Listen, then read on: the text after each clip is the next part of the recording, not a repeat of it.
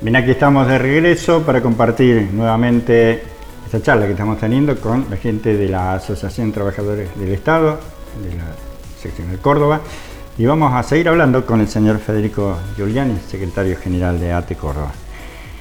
Hablamos del tema INTI, pero desarrollar otros temas que están trabajando ustedes acá en la delegación, y fundamentalmente lo que pasa acá en nuestra provincia de Córdoba.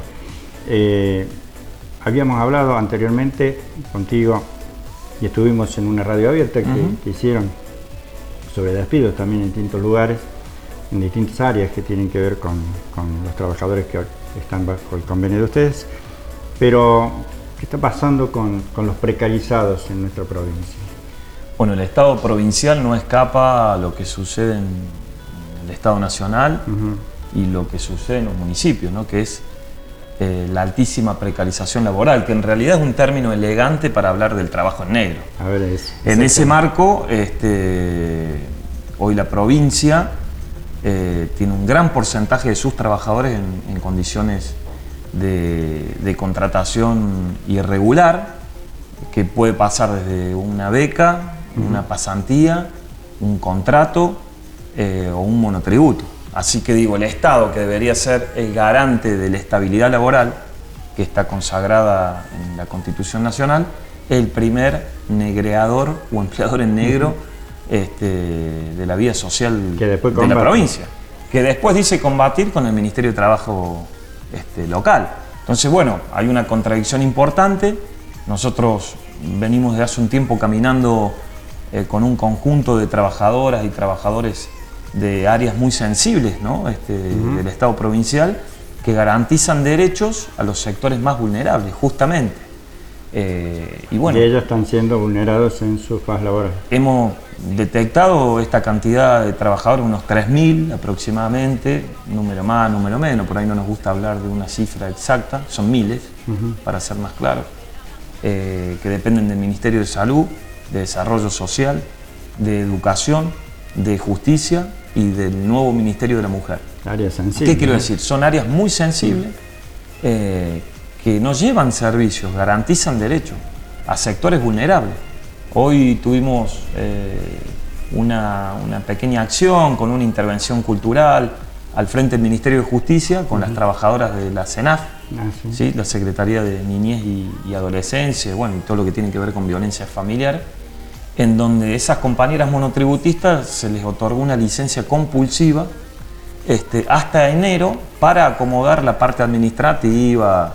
Bueno, en realidad es una licencia obligatoria y con la incertidumbre de que empieza el 2020 y no sabemos si los contratos, los monotributos se van a renovar o si el vínculo contractual se va a renovar. Así que en ese marco ATE, lo planteamos hace un rato, es un sindicato muy solidario. Para nosotros no hay trabajadores de primera, de segunda y de tercera. No hay trabajador en blanco con recibo de sueldo o con salarios muy buenos y a ese lo afilio.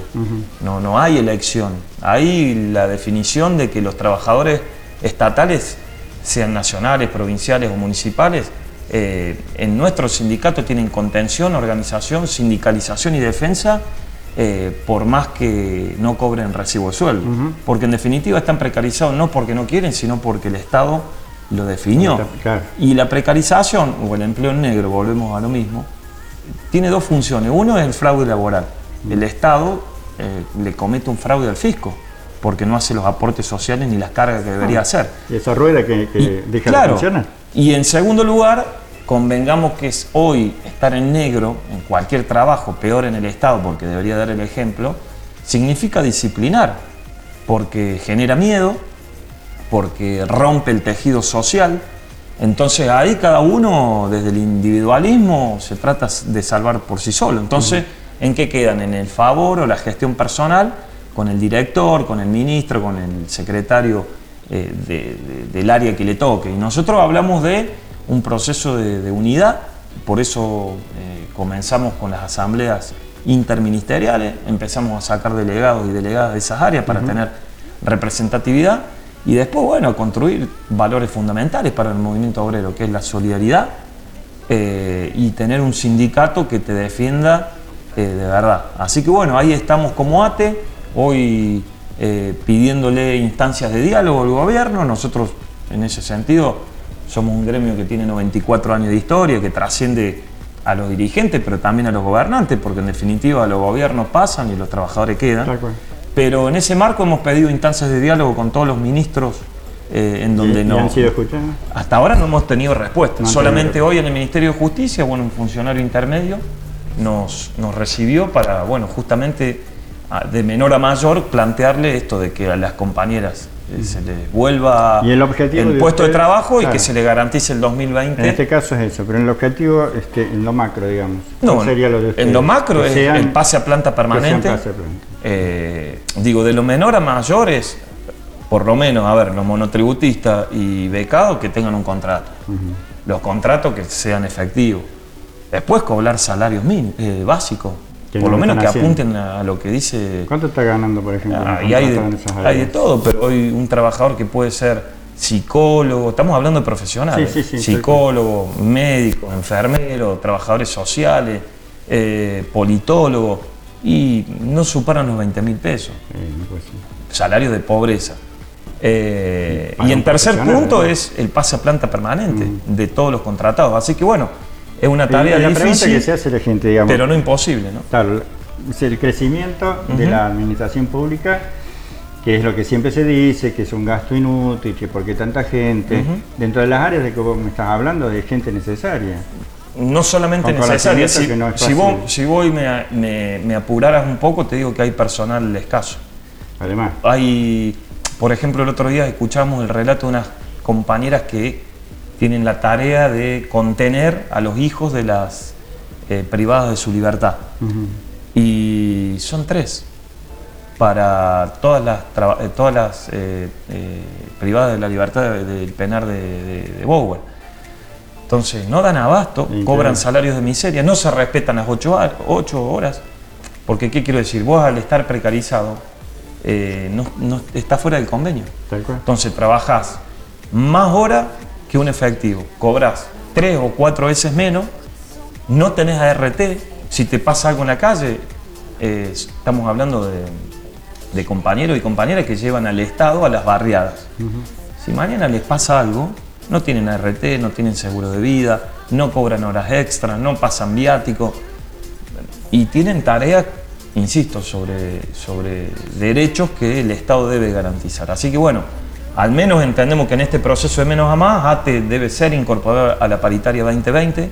Nosotros no decimos que el CEP no tiene que estar, decimos que ATE tiene que ser incorporado. Primero, para escuchar otra voz, porque nosotros hoy tenemos la exclusividad en la representatividad de los precarizados, porque somos el sindicato que le abre las puertas.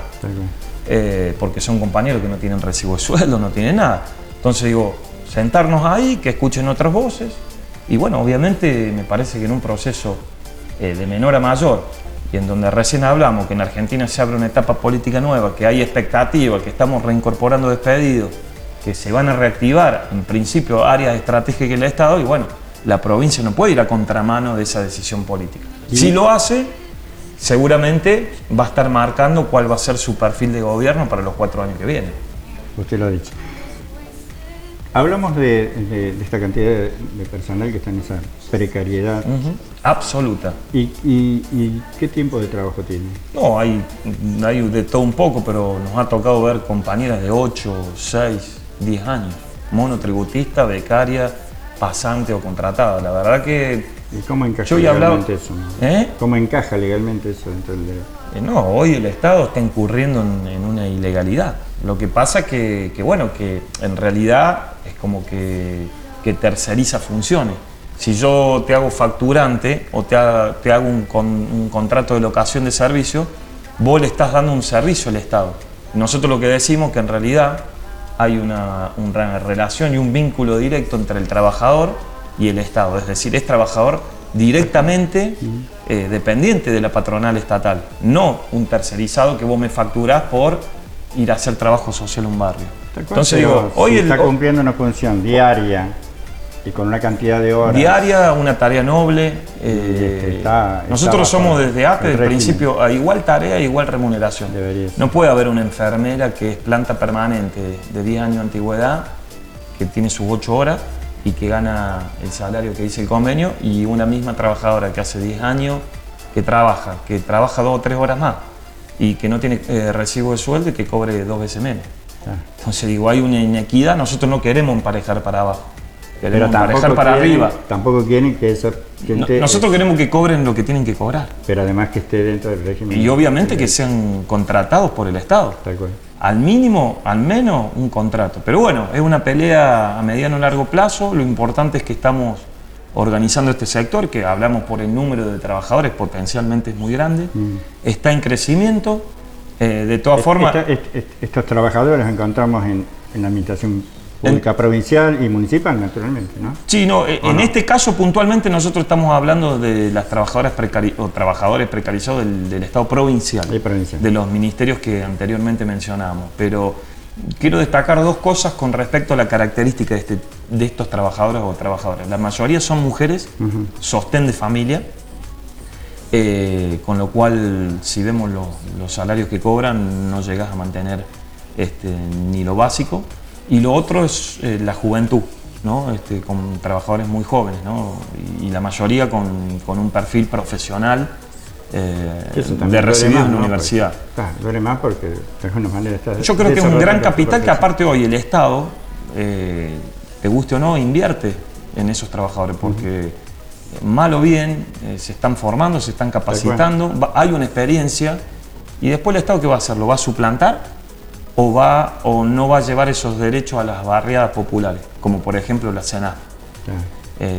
O no va a tener más políticas públicas sobre violencia de la mujer, violencia de la familia. Bueno, es una decisión política que iremos viendo si este gobierno, que en realidad no asume recién, digo, la continuidad de lo que ya había, con algunos cambios en las carteras ministeriales, pero digo, vamos a ver si está la voluntad política de tener un Estado grande al servicio de la mayoría, un Estado chiquitito al servicio de una minoría concentrada. Que acá es la voluntad política. Nosotros desde ATE, insisto, 94 años de historia, la institucionalidad la tenemos, hemos ido por el camino del diálogo, estamos organizando, es un proceso de menor a mayor, tenemos objetivos de corto, mediano y largo plazo, pero sin duda que si no hay diálogo, si no hay una perspectiva de apertura política y sindical del gobierno de Schiaretti, seguramente desde ATE vamos a estar construyendo las medidas de fuerza necesarias para que estos derechos que tienen que tener los trabajadores, porque son derechos conquistados a lo largo de la historia del movimiento obrero, que,